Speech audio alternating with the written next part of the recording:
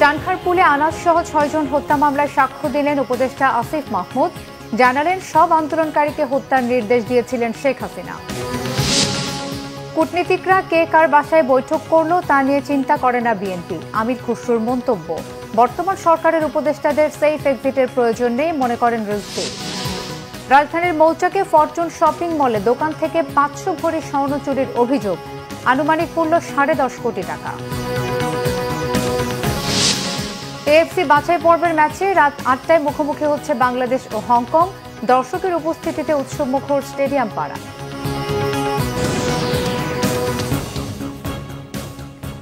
দেখছিলেন crown cement সংবাদ শিরোনাম। জুলাই আগস্টের গণঅভ্যুত্থান চলাকালে গত বছরের 5 আগস্ট চানখারপুলে 2 স্কুল ছাত্র সহ 6 জনকে হত্যা মামলার 10ম দিনে সাক্ষ্য দিয়েছেন স্থানীয় সরকার উপদেষ্টা আসিফ মাহমুদ সজীব ভুঁইয়া। বিচারপতি মোহাম্মদ গোলাম মর্তুজা মজুমদারের নেতৃত্বাধীন আন্তর্জাতিক অপরাধ ট্রাইব্যুনাল 1-এ দুপুরের পর তিনি হাজির হন। মামলায় তার সাক্ষ্য গ্রহণ 16 অক্টোবর পর্যন্ত মুলতবি করা হয়েছে। এর আগে গত 5 অক্টোবর পর্যন্ত 9 দিনে এই মামলায় 18 জনের সাক্ষ্য গ্রহণ হয়েছে। মামলায় ডিএমপির সাবেক কমিশনার হাবিবুর রহমান সহ আসামি 8 জন।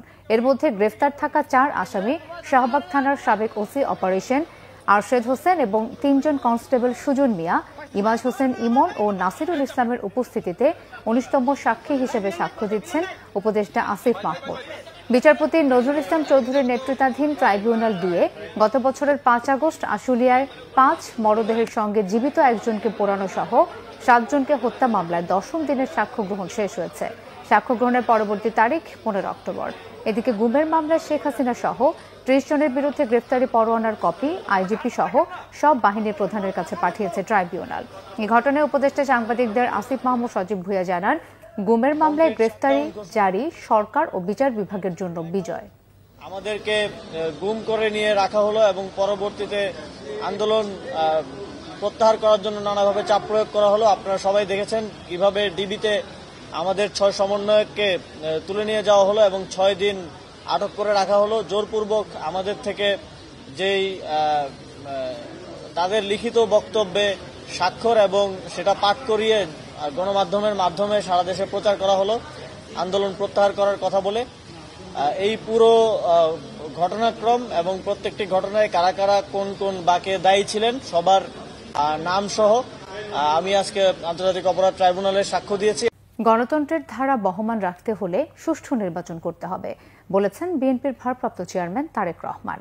স্বৈরাচার এরশাদ বিরোধী আন্দোলনের অন্যতম শহীদ জিহাদ দিবস উপলক্ষে এক বাণীতে তিনি একথা বলেন। বিএনপির ভারপ্রাপ্ত চেয়ারম্যান বলেন, শহীদ নাজিরউদ্দিন জিহাদ 90-এর স্বৈরাচার এরশাদ বিরোধী আন্দোলনে একটি অবিস্মরণীয় নাম। রক্তমাখা ওই আন্দোলন ছিল বহুদলীয় গণতন্ত্র, মত প্রকাশ ও সংবাদপত্রের স্বাধীনতা পুনঃপ্রতিষ্ঠার। তিনি জানান, 90-এর স্বৈরাচার বিরোধী গণ আন্দোলনে অগ্রণী ভূমিকা পালন করতে গিয়ে জেহাদ পুলিশের বুলেটের শিকার হন, শাহাদাত বরণ করেন এই অকুতোভয় ছাত্রনেতা। তার রক্তস্রোতের ধারা বেয়েই সে বছর সংগঠিত হয় গণঅভ্যুত্থান, পতন হয় স্বৈরশাসক এরশাদের। গণতন্ত্রকে পুনঃপ্রতিষ্ঠা এবং দৃঢ় ভিত্তির উপর দাঁড় করানোর দৃঢ় প্রত্যয় নিয়ে জেহাদ নিজের জীবন উৎসর্গ করেছিলেন। তারেক রহমান বলেন, শহীদ জেহাদের আত্মত্যাগের প্রেরণাকে বুকে ধারণ করে দেশে বিদেশে অপশক্তির চক্রান্ত প্রতিহত, স্বাধীনতা সার্বভৌমত্ব রক্ষা এবং গণতন্ত্র পুনরুদ্ধার করতে হবে। বিএনপির স্থায়ী কমিটির সদস্য সাবেক বাণিজ্য মন্ত্রী আমির খুসরু মাহমুদ চৌধুরী বলেছেন, দেশে বিনিয়োগের সত্যিকারের পরিবেশ তৈরি হলে কোনো সমস্যা থাকবে না। নির্বাচনী সরকার ক্ষমতা এলে জার্মানি সহ বিভিন্ন দেশের বিনিয়োগ বাড়বে। সকালে বিএনপি চেয়ারপারসনের গুলশান কার্যালয়ে দলের নেতাদের সাথে জার্মান রাষ্ট্রদূতের বৈঠক শেষে একথা বলেন তিনি। আমির খুসরু বলেন, বাংলাদেশে গণতান্ত্রিক শাসন ফিরিয়ে আনার বিষয়টি গুরুত্বপূর্ণ। জনগণ কি চায় সেটাই বড় বিষয়। বাধা বিপত্তির রাজনীতি থেকে বেরিয়ে সব রাজনৈতিক দলকে স্বাধীনতা দিতে হবে। জুলাই সনদ নিয়ে গণভোট বা সংস্কার প্রশ্নে ঐকমত্য কমিশনের সিদ্ধান্তের বাইরে কোনো আলোচনা হবে না। আগামী নির্বাচনে প্রার্থী বাছাইয়ের ক্ষেত্রে ভেবেচিন্তে সিদ্ধান্ত নেবে বিএনপি। খসরু জানান, দেশ ও জনগণের স্বার্থে সব দেশের সাথে সুসম্পর্ক বজায় রাখবে বিএনপি। কূটনীতিকরা কে কার বাসায় বৈঠক করল সেটা নিয়ে বিএনপি চিন্তা করে না বলেও মন্তব্য করেন তিনি। যেখানে ঐক্যমত হবে না, আপনি আগামী নির্বাচনে প্রত্যেকটা দলের অধিকার আছে সেটা জনগণের কাছে নিয়ে যাওয়া, এর বাইরে কোনো আলোচনা নেই। যত ঐক্যমত শব্দটা কি ব্যবহার কি হয়েছে, ঐক্যমত কমিশন অর্থাৎ কি, যতটুকু ঐক্যমত হবে, যেটা ঐক্যমত হবে না আপনাকে জনগণের কাছে আগামী নির্বাচনে নিয়ে যেতে হবে। কারণ আমাদেরকে তো বাংলাদেশের জনগণ কোনো দায়িত্ব দেয় নাই যে বাংলাদেশকে আগামী বাংলাদেশ কীরকম হবে, সব দায়িত্ব যে রাজনীতিবিদরা বসে সমাধান করে দেবে, এই দায়িত্ব কোনো দলকে বাংলাদেশের মানুষ দেয় নাই। বিএনপির সিনিয়র যুগ্ম মহাসচিব ও আমরা বিএনপি পরিবারের প্রধান উপদেষ্টা রুহুল কবির রিজভী বলেছেন, কেউ যদি অন্যায়, অপরাধ ও হত্যাযজ্ঞ করে থাকে তার সেফ এক্সিটের দরকার হয়। নিরপেক্ষ সরকার জনগণের পক্ষে কাজ করেছে, তাই এই সরকারের উপদেষ্টাদের সেফ এক্সিটের প্রয়োজন নেই বলে মনে করেন তিনি। বুধবার দুপুরে নীলফামারীর কিশোরগঞ্জের দুরাকুটি এলাকায় আমরা বিএনপি পরিবারের সহযোগিতার অনুষ্ঠানে একথা বলেন তিনি। এ সময় রুহুল কবির রিজভী প্রায় 3 যুগ ধরে পশু ছাড়াই স্ত্রীকে নিয়ে তেলের ঘানি টানা মোস্তাকিমের পরিবারকে আমরা বিএনপি পরিবারের পক্ষ থেকে 2টি ব্যাটারি চালিত অটো ভ্যান ও আর্থিক সহায়তা দেন। যদি কোনো ব্যক্তি অন্যায় করে থাকে, সে যদি দুর্নীতি নয় মহা দুর্নীতি করে থাকে, টাকা পাচার করে থাকে, অপরাধ করে থাকে, হত্যাকাণ্ডের সাথে যুক্ত থাকে, তার সাথে একদিন দরকার। আপনি তো সরকারের উপদেষ্টা, আপনি বলেন কারা কারা এই ধরনের অন্যায় অপরাধ করেছে, তাদের সেফ এক্সিটের কথা তখন তারাও চিন্তা করবে, জাতীয় চিন্তা করবে। আমরা ডক্টর ইউনূস সাহেবের অন্তর্বর্তীকালীন সরকার সমস্ত গণতান্ত্রিক রাজনৈতিক দল আমরা সমর্থন করছি। শেখ হাসিনার মতো দানব স্বৈরাচার ঠেকাতে পিআর পদ্ধতিতে উচ্চকক্ষ বাস্তবায়ন করতে হবে বলে মন্তব্য করেছেন জাতীয় ঐক্যমত্য কমিশনের সদস্য বদিউল আলম মজুমদার। তিনি বলেন, রাজনৈতিক সংস্কৃতি না বদলালে কোনো আইন করে কাজে আসবে না। আর ঐক্যমত্যের ভিত্তিতে সরকারের সব সিদ্ধান্ত বাস্তবায়নে সহযোগিতার আশ্বাস দিয়েছেন ইউরোপিয়ান ইউনিয়নের রাষ্ট্রদূত মাইকেল মিলার। রাজধানীতে সিপিডি আয়োজিত সেমিনারে এসব কথা বলেন তারা। মামুন আব্দুল্লাহর প্রতিবেদন। ফেব্রুয়ারির নির্বাচন সামনে রেখে সংসদে উচ্চকক্ষ ও নিম্নকক্ষ এবং পিআর পদ্ধতি নিয়ে নানা মহলে চলছে চুলচেরা বিশ্লেষণ। তারই ধারাবাহিকতায় সেন্টার ফর পলিসি ডায়ালগ সিপিডির এই আয়োজন। বৃহস্পতিবার দুপুরে রাজধানীর একটি হোটেলে আয়োজিত প্রস্তাবিত উচ্চকক্ষ কি জাতীয় সংসদের সংখ্যাগরিষ্ঠ দলের জবাবদিহিতা নিশ্চিত করতে পারবে শীর্ষক সেমিনারে পক্ষে বিপক্ষে উঠে আসে নানা মন্তব্য।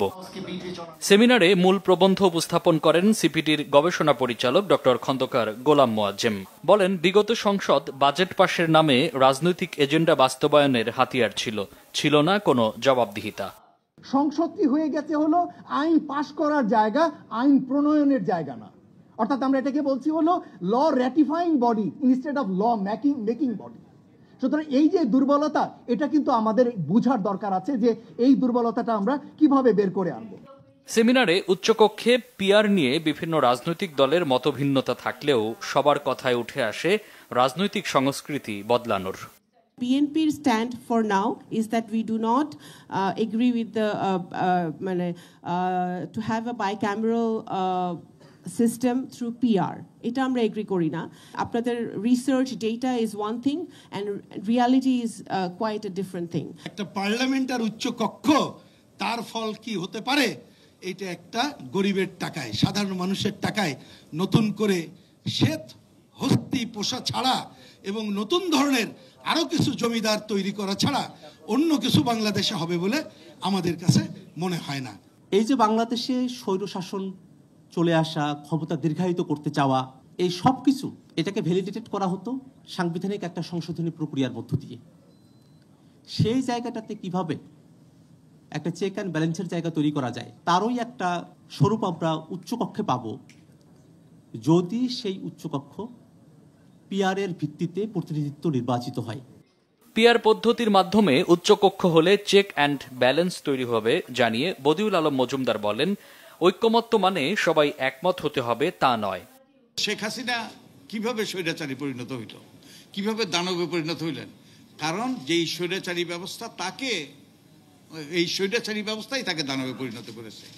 তো আমরা অ্যাকাউন্টেবিলিটি নিশ্চিত করার লক্ষ্য হলো এই দানবীয় ব্যবস্থা, স্বৈরাচারী ব্যবস্থার অবসান ঘটানো। অবসান না ঘটালে অন্তত ওই যে কিছু চেকস অ্যান্ড ব্যালেন্স, ওই যে এখানে এই শব্দ ব্যবহার করা হয়েছে, এবং আমেরিকান সংবিধান তো সবচেয়ে গুরুত্বপূর্ণ বৈশিষ্ট্য হলো আমেরিকান এক্সপেরিমেন্টের যে চেকস অ্যান্ড ব্যালেন্স, যে ক্ষমতার ভারসাম্য, ক্ষমতার ডিভাইড অ্যান্ড ডিফিউজ পাওয়ার, সেটার মাধ্যমেই কিন্তু আমরা ওই দায়বদ্ধতা সৃষ্টি করতে পারি আর এই দানব সৃষ্টি হওয়া আমরা বন্ধ করতে পারি। ইউরোপিয়ান ইউনিয়নের রাষ্ট্রদূত বলছেন, ঐকমত্যের ভিত্তিতে সরকার যে সিদ্ধান্তই নেয় তা বাস্তবায়নে সহযোগিতা করবে EU. We are here to try to help ensure that the conduct of the poll will be in line with international standards and free and fair, in short. বর্তমান সংসদীয় ব্যবস্থা বেশ দুর্বল বলে মন্তব্য করেন বক্তারা। মামুন আব্দুল্লাহ, বাংলাভিশন, ঢাকা। রাজধানীর মালিবাগের মৌচাকে জুয়েলারি দোকান থেকে প্রায় 500 ভরি স্বর্ণ চুরি হয়েছে। এই ঘটনার পর পুরো শপিং মলে চরম আতঙ্ক ছড়িয়ে পড়েছে। ঘটনা তদন্ত করছে পুলিশ ও স্থানীয়রা জানায়, বুধবার রাত 3টার দিকে রাজধানীর মৌচাকের ফরচুন শপিং মলের শম্পা জুয়েলার্স নামের একটি স্বর্ণের দোকানে সংঘটিত হয় দুর্ধর্ষ এই চুরির ঘটনা। সিসিটিভি ফুটেজে চোর চক্রের 2 জন সদস্য বোরখা পরে দোকানটিতে আসে এবং শাটারের তালা কেটে বিপুল পরিমাণ স্বর্ণ নিয়ে যেতে দেখা যায়। শম্পা জুয়েলার্সের মালিক জানান, তার দোকানে প্রায় 400 ভরি স্বর্ণের অলংকার সাজানো ছিল। পাশাপাশি 100 ভরির মতো বন্ধক রাখা স্বর্ণ ও প্রায় 40,000 টাকা নগদও ছিল, যা সবকিছুই চোরেরা লুট করে নিয়ে গেছে। এর আগে গত রবিবার রাজধানী যাত্রাবাড়িতে আরেকটি জুয়েলারির দোকানের দেয়াল কেটে প্রায় 125 ভরি স্বর্ণালংকার ও প্রায় 3.5 লাখ টাকা চুরি করে দুর্বৃত্তরা। শম্পা জুয়েলার্সের মালিকের সন্দেহ, এই চুরির ঘটনায় মার্কেটের নিরাপত্তার সংশ্লিষ্টরাই জড়িত। ফুটবল এশিয়ান কাপ বাছাই আজ রাতে হংকংয়ের বিপক্ষে খেলবে বাংলাদেশ। ঢাকা স্টেডিয়ামে রাত 8টায় শুরু হবে ম্যাচটি। ফিফা র্যাঙ্কিংয়ে অবস্থান উন্নতির পাশাপাশি স্বাগতিকদের টুর্নামেন্টে টিকে থাকার হোম ম্যাচটি জামাল ভুঁইয়ার কাছে ডু অর ডাই বিশেষ। 2027 এএফসি এশিয়ান কাপ বাছাই পর্বে সি গ্রুপে খেলছে বাংলাদেশ, ভারত, হংকং ও সিঙ্গাপুর। নিজেদের প্রথম 2 ম্যাচে ভারতের মাটিতে ড্র করলেও হোম ম্যাচে সিঙ্গাপুরের কাছে হেরেছে লাল সবুজের দল। গ্রুপে 3য় স্থানে বাংলাদেশ। 2 ম্যাচে পূর্ণ 4 পয়েন্ট নিয়ে গোল পার্থক্যে প্রথম ও দ্বিতীয় স্থানে সিঙ্গাপুর ও হংকং। ঘরের মাঠে এবার জামাল হামজাদের প্রতিপক্ষ হংকং চায় না। গত 10 দিনে শিষ্যদের কঠোর অনুশীলনে প্রস্তুত করেছেন কোচ হাভিয়ার কাবরেরা। জামাল তপুদের সাথে প্রবাসী হামজা, সমিত, জায়ানদের নিয়ে আক্রমণ থেকে রক্ষণে ভারসাম্যপূর্ণ দল বাংলাদেশের। ম্যাচের আগের দিন হংকংও ব্যস্ত সময় কাটিয়েছে অনুশীলনে। গ্রুপে এগিয়ে যেতে এই ম্যাচে জয় গুরুত্বপূর্ণ তাদের জন্য। ফিফা র্যাঙ্কিংয়ে হংকং আছে 146-এ, বাংলাদেশের অবস্থান 184। দর্শক, বাংলাদেশ ও হংকং ম্যাচের সংবাদ সংগ্রহে জাতীয় স্টেডিয়ামে আছেন আমাদের বিশেষ প্রতিনিধি মানিক মাহমুদ। সরাসরি চলে যাচ্ছি তার কাছে। মানিক, স্টেডিয়াম এলাকার এখনকার পরিবেশ সম্পর্কে আমাদেরকে জানাবেন, আর আজকের ম্যাচ নিয়ে দর্শকরা কি বলছেন? মিথিলা, আসলে বাংলাদেশ হংকং যে ম্যাচ ঢাকা জাতীয় স্টেডিয়ামে, যেটা কিছুক্ষণের পরেই শুরু হবে রাত 8টায় আমরা জানি। তো এরই মধ্যে দর্শকরা এই ম্যাচ দেখতে চলে এসেছেন। এশিয়ান কাপ বাছাই ফুটবলের এই ম্যাচটি বাংলাদেশের জন্য খুবই গুরুত্বপূর্ণ, কারণ এই ম্যাচ জিতলে পরে বাংলাদেশ আসলে যে পয়েন্ট টেবিলে তারা তাদের স্কোর পয়েন্ট সমৃদ্ধ হবে এবং তারা এই এশিয়ান কাপ বাছাইয়ে যে প্রতিযোগিতা, এই প্রতিযোগিতা তারা টিকে থাকবে।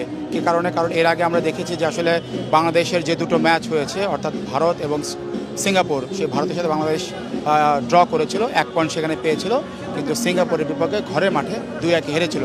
আসলে সেই ম্যাচটা গত জুনে যে ম্যাচটা হয়েছিল, সেই ম্যাচটা দর্শকদের অনেক প্রত্যাশা ছিল যে বাংলাদেশের হামজা চৌধুরী, সমিত সোম তারা ভালো পারফর্ম করবেন, বাংলাদেশকে জয় উপহার দেবেন, কিন্তু সেই ম্যাচে আসলে বাংলাদেশের দর্শকদের হতাশ হতে হয়েছে।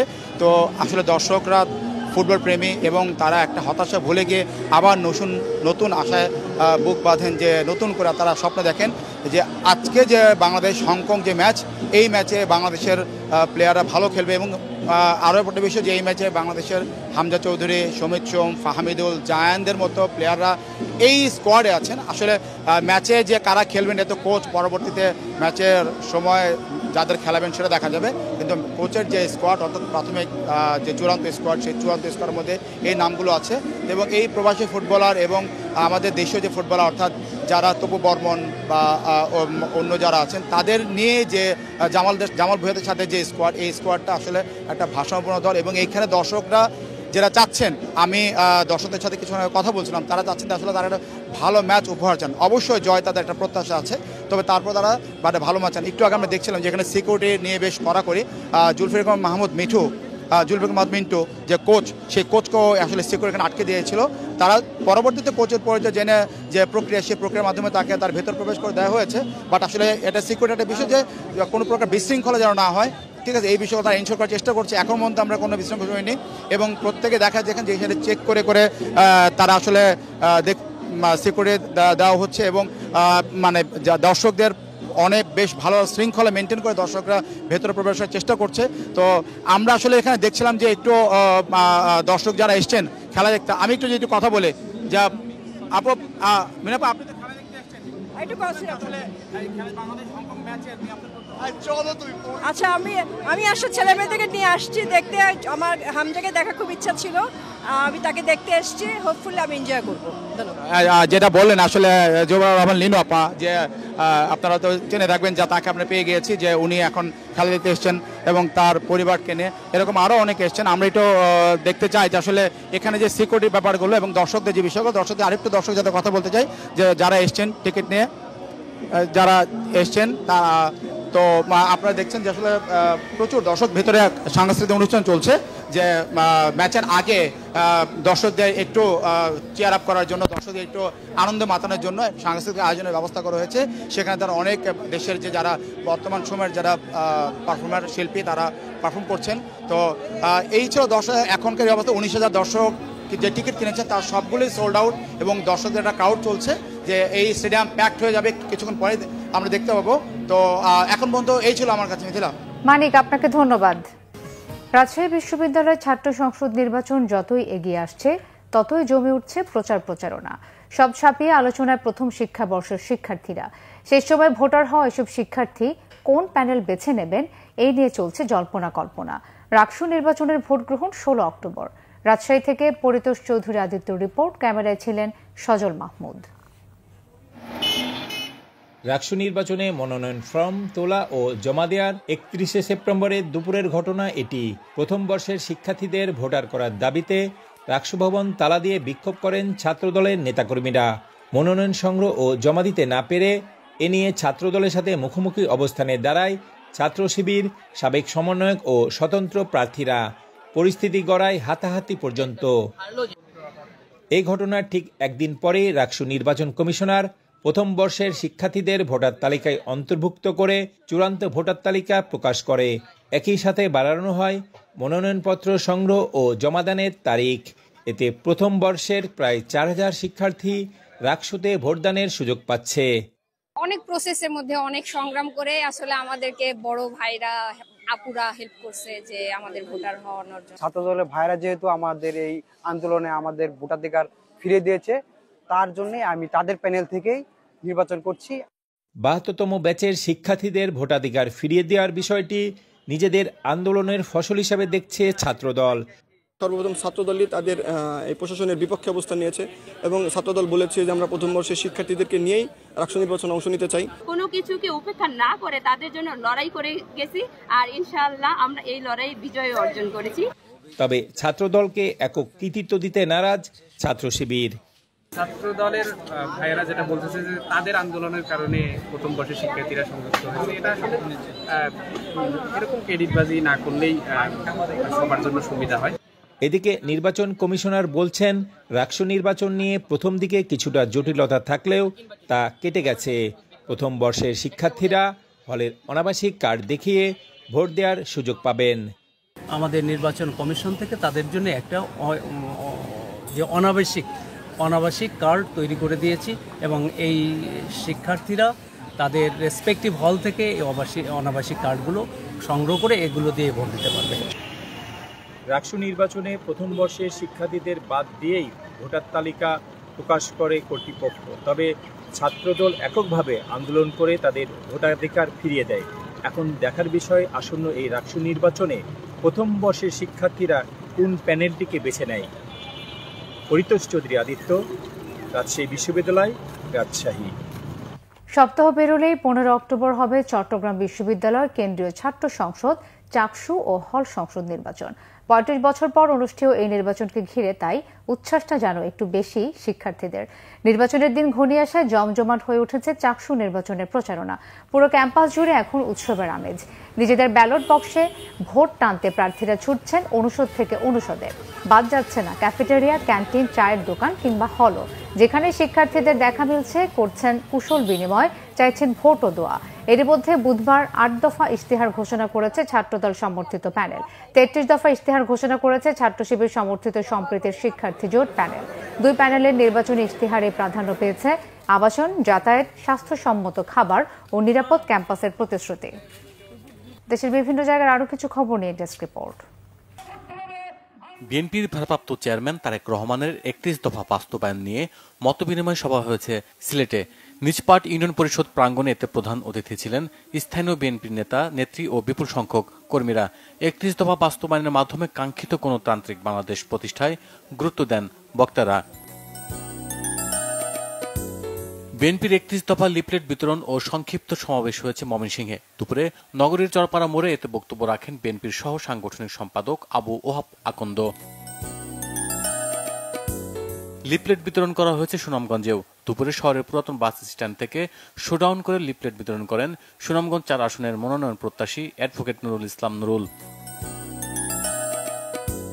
নির্বাচনী ইশতেহার শীর্ষক সংলাপ হয়েছে সাতক্ষীরায়। সকালে একটি কনভেনশন সেন্টারে এতে অংশ নেন জনপ্রতিনিধি, শিক্ষক, নাগরিক কমিটির সদস্য, ব্যবসায়ী, সুশীল সমাজের প্রতিনিধিরা।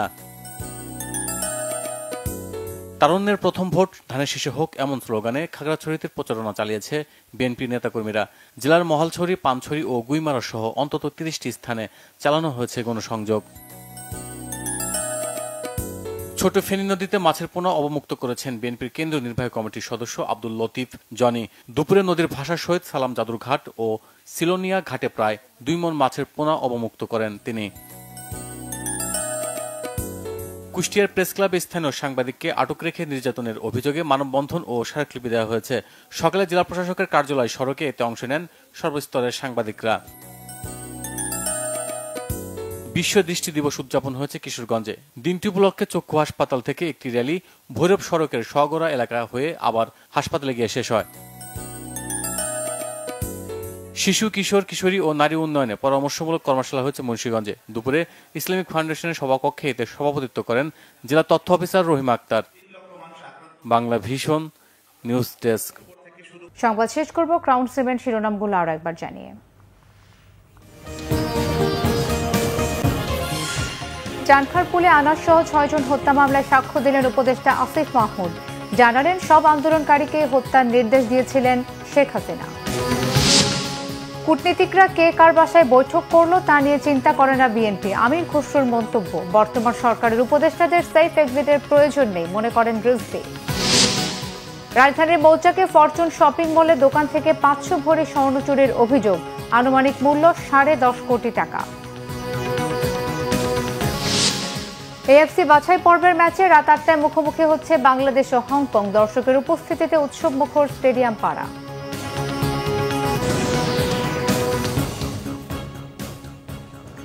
এই ছিল এখনকার মতো। পরের সংবাদ সন্ধ্যা ৭:৩০টায় দেখার আমন্ত্রণ রইল। এছাড়া বাংলা ভিশন সংবাদ ও সংবাদ সংশ্লিষ্ট অনুষ্ঠান দেখতে ভিজিট করুন www.bvnews24.com ও facebook.com/banglavisionnews এবং সাবস্ক্রাইব করুন youtube.com/banglavisionnews। ধন্যবাদ।